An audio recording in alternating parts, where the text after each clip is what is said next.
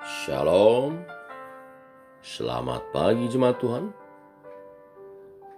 Berjumpa kembali dalam doa pagi online.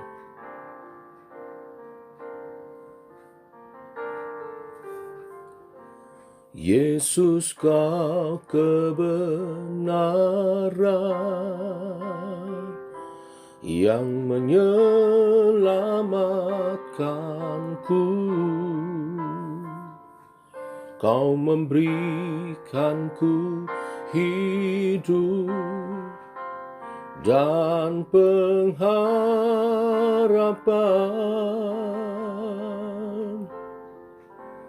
Ku ikut kehendak-Mu, ku perlu anugerah-Mu. Ku nyatakan janjiku kepadamu.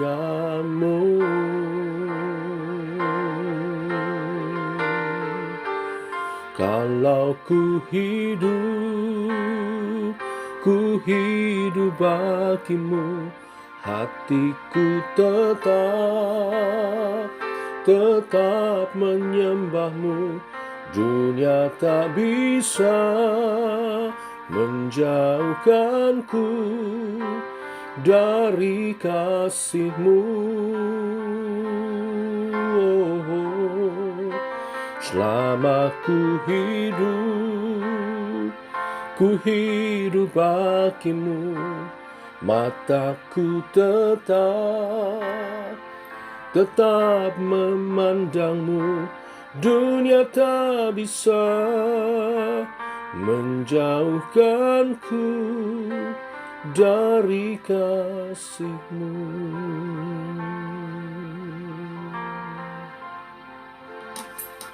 Ku ikut kehendak-Mu, ku perlu anugerah-Mu. Ku nyatakan janjiku kepadamu.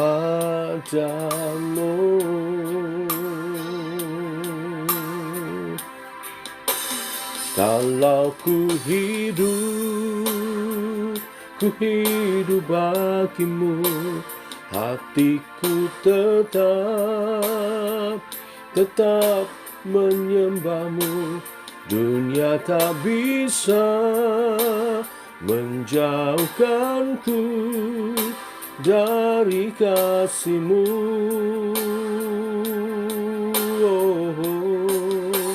Selama ku hidup bagimu, mataku tetap memandang-Mu. Dunia tak bisa menjauhkanku dari kasih-Mu.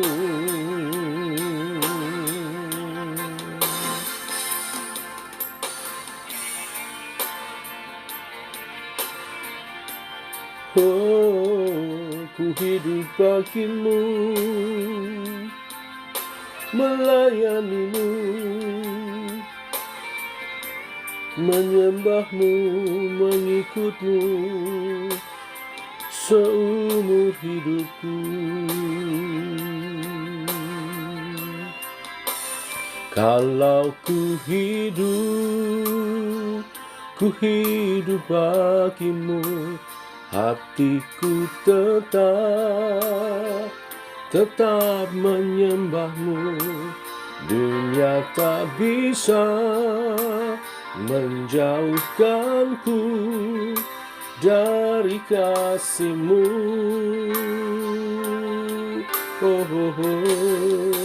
Selama ku hidup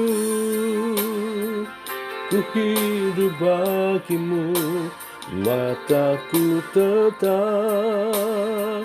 tetap memandang-Mu. Dunia tak bisa menjauhkanku dari kasih-Mu.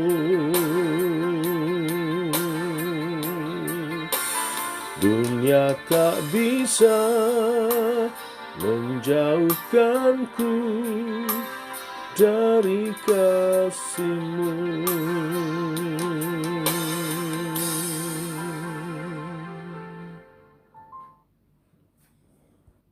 Demikian komitmen kami Tuhan, untuk hidup bagi Tuhan.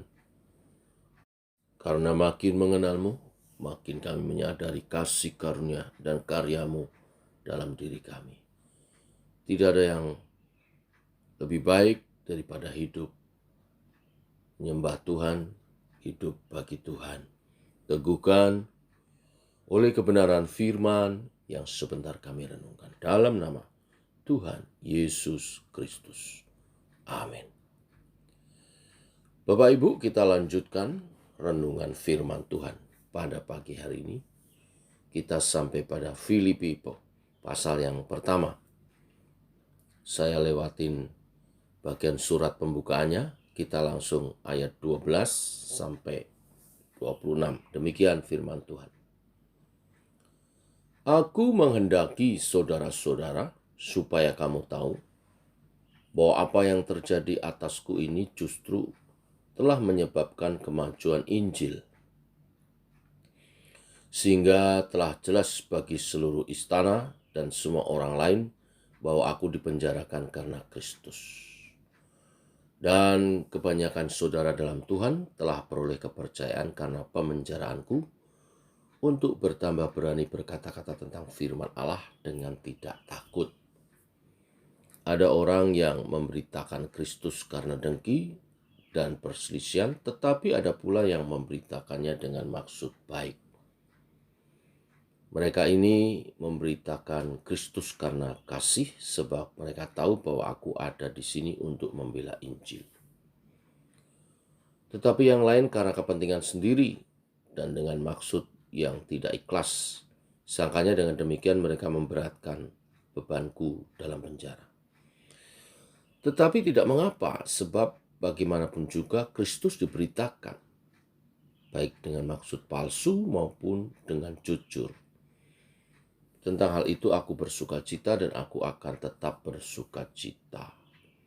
Karena aku tahu bahwa kesudahan semuanya ini ialah keselamatanku oleh doamu dan pertolongan Roh Yesus Kristus. Sebab yang sangat kurindukan dan kuharapkan ialah bahwa aku dalam segala hal tidak akan peroleh malu, melainkan seperti sedia kala, demikian pun sekarang Kristus dengan nyata dimuliakan di dalam tubuhku, baik oleh hidupku maupun oleh matiku. Karena bagiku hidup adalah Kristus dan mati adalah keuntungan. Tetapi jika aku harus hidup di dunia ini, itu berarti bagiku bekerja memberi buah. Jadi mana yang harus kupilih? Aku tidak tahu. Aku didesak dari dua pihak. Aku ingin pergi dan diam bersama-sama dengan Kristus. Itu memang jauh lebih baik. Tetapi lebih perlu untuk tinggal di dunia ini karena kamu. Dan dalam keyakinan ini tahulah aku akan tinggal dan akan bersama-sama lagi dengan kamu sekalian supaya kamu makin maju dan bersuka cita dalam iman. Sehingga kemegahanmu dalam Kristus Yesus makin bertambah karena aku, apabila aku kembali kepada kamu. Amin. Bapak Ibu, Rasul Paulus adalah hamba Tuhan yang rela melakukan apa saja, bahkan menderita, demi Injil diberitakan. Ia lakukan itu semua karena ia mengasihi Tuhan. Ada pepatah yang mengatakan kalau seseorang sudah menyayangi, apapun juga ia rela berikan, bahkan nyawanya sekalipun. Inilah yang dilakukan oleh Rasul Paulus. Tidak hanya Rasul Paulus dan rasul-rasul lain, juga jemaat di Filipi memberitakan Kristus sepenuh hati. Namun, di tengah-tengah pelayanannya mereka juga menjumpai ada banyak orang memberitakan Injil dengan motif maksud yang dikatakan tidak jujur. Mungkin maksudnya ada kepentingan diri sendiri, maksudnya juga mungkin ada dengan dikatakan tadi di ayat 17 dikatakan, tetapi yang lain karena kepentingan sendiri dan dengan maksud yang tidak ikhlas. Di ayat 18 Paulus berkata, tetapi tidak mengapa sebab bagaimanapun juga Kristus diberitakan baik dengan maksud palsu maupun dengan jujur. Jadi Bapak Ibu Saudara sekalian, dalam tugas pemberitaannya, Rasul Paulus menjumpai juga ada orang-orang yang memberitakan Injil dengan motif yang palsu. Hal itu bagi Paulus tetap dianggap sebagai usaha menyebarkan berita tentang Kristus. Paulus meyakini bahwa Roh Kudus bekerja dalam segala hal agar Injil terus semakin tersebar. Ini sikap yang perlu kita teladani supaya kita tidak ribut sendiri dan saling menghakimi tentang motivasi atau motif orang memberitakan Injil, melayani dan sebagainya.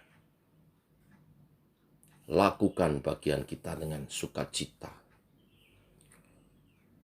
Nah, saya lanjut dengan apa yang saya katakan di awal, bahwa Paulus rela melakukan apapun demi Injil diberitakan. Bahkan ia rela dipenjara, rela mati demi Kristus, Injil Kristus. Maksudnya, Bapak Ibu Saudara sekalian, kondisi di mana ia harus mengalami kesusahan itu tidak dianggap sebagai musibah. Kesusahan karena pemberitaan Injil itu bukan sebuah musibah, ia justru tetap bersuka cita. Paulus bahkan berkata dalam 1 Korintus 9 ayat 16, celakalah aku jika aku tidak memberitakan Injil.